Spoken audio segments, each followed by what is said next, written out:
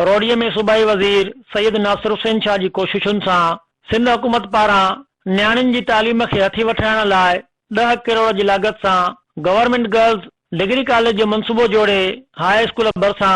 College जे construction वारो कमु शुरू कयो वियो आहे, जेको कमु वॾी तेज़ीअ सां जारी आहे ऐं पहिरें मरहले में कॉलेज जे फाउंडेशन वारो कमु मुकमल थियण वारो आहे, जंहिंखां पोइ फर्स्ट फ्लोर ग्राउंड वारो कमु शुरू कयो वेंदो। हिक पासे वॾी ताख़ीरी अरसे खां पोइ शहरनि सिंध हुकूमत जी हिन साराह जोगे खयल कदम जी तारीफ़ पिण कई आहे त वरी ॿिए पासे प्राइवेट ठेकेदार पारां हलंदड़ कंस्ट्रक्शन जे कम में नाक़िस मटीरियल इस्तेमाल करण ते पंहिंजा तहफ़ुज़ात ज़ाहिर कंदे शहरी जथे जी सूरत में कॉलेज जे कंस्ट्रक्शन वारे कम जो जाइज़ो वठण लाइ सरज़मीन ते पहुता ऐं अहिड़ी शिकायत खणी सब डिवीज़न रोडी वर्क्स एजुकेशन ऑफिस पहुता, जिते SDO मुख्तार अहमद पवार समेत को बि ऑफिसर पंहिंजी सीट ते मौजूद कोन हो ऐं शहरियन अलहाज उबैदुल्ला कुरैशी, हाजी बशीर अहमद चन्ना, तोकीर अंसारी, हाजी मोहम्मद सलीम ऐं ॿियनि ॻणती ज़ाहिर कंदे सिंध टीवी न्यूज़ सां पंहिंजा कुझु वीचार हिन रीति वंडिया। काफ़ी ताख़ीर खां पोइ हे कमु जेको आहे शुरू थी रहियो आहे, हिन जी ज़रूरत तमामु पहिरियों हुई, पर हर इलेक्शन में असां इहो मुतालबो जेको आहे उन्हनि जे अॻियां रखंदा आहियूं त रोडी शहर खे गर्ल्स कॉलेज जी अशद ज़रूरत आहे। हिन दफ़े इहा ॻाल्हि खे हुननि महसूसु करे हीअ असांखे इमारत कॉलेज जे लाइ नियाणियुनि जी सहूलियत जे लाइ जेको आहे हिते तामीर कराए रहिया आहिनि। डे वन खां वठी जंहिं ॾींहं खां कमु शुरू थियो आहे उन ॾींहं खां वठी असां कम खे जेको आहे ॾिठो आहे ऐं ॾिसण खां पोइ असां इहो महसूसु कयोसीं त जेके हिन महिल ताईं पिलर खॼा आहिनि RCC जा या जेका ओसारी थी आहे या बुनियाद जी 10 फुट जेको आहे हेठि माना ओसारी उन खां पोइ भराव थियो आहे, इहो सॼो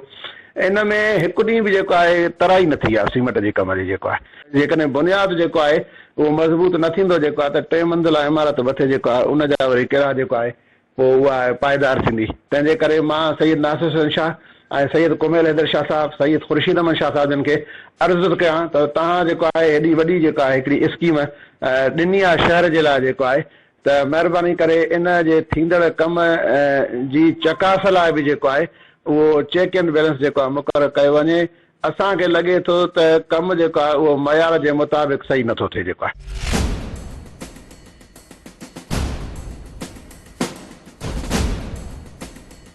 प्रोजेक्ट शुरू थियण खां पोइ हिन जे मथां चेक एंड बैलेंस कोन पियो थिए। हेठां खां जेको कमु थियो आहे उहो बिल्कुलु गैर मयारी थियो आहे ऐं हुनखे ठेकेदार जल्दी सां जेको आहे भरा करे हुनखे लिकाए छॾियो आहे। वजह इहा आहे त उहो जेको आहे क्वालिटी जे मुताबिक़ कोन थियो आहे, उनजी तराई कोन थी आहे, उनजी काई लेवलिंग कोन्हे, उनजी काई जेको आहे सो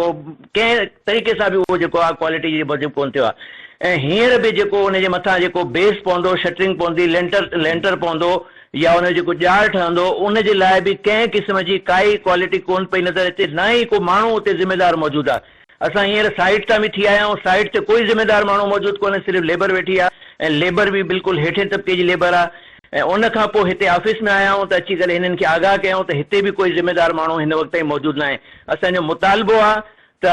जेके इंजीनियर्स ते मुश्तमिल हिकिड़ी टीम जेका आहे जोड़ी वञे, जेका हिन कम खे वक़्तन फ़वक़्तन चेक करे ऐं हिन जे मथां चेक एंड बैलेंस रखे।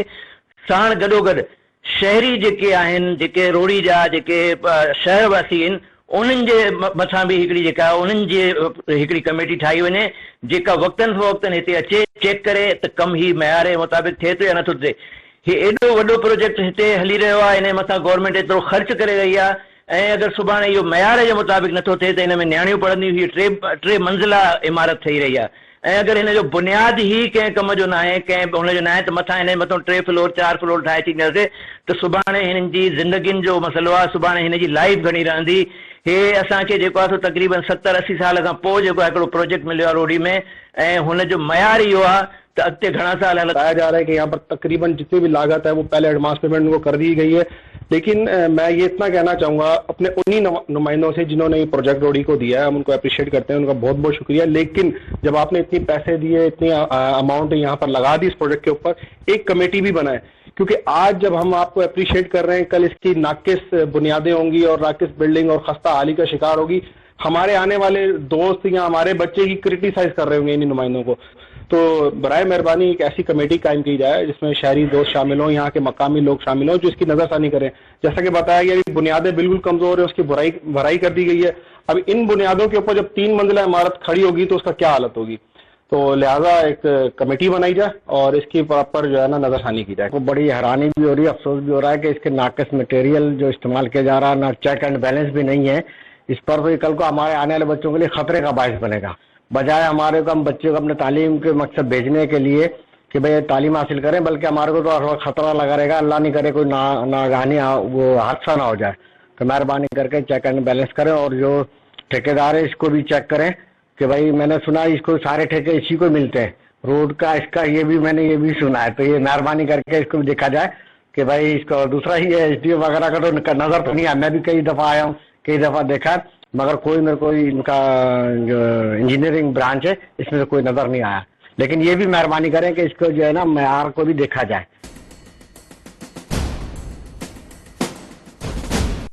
शहरनि मक़ामी चूंडियल नुमाइंदनि ऐं वर्क्स डिपार्टमेंट जे आला अख़्तियारनि खां घुर कई आहे त गर्ल्स कॉलेज जे हलंदड़ तामीराती कम जी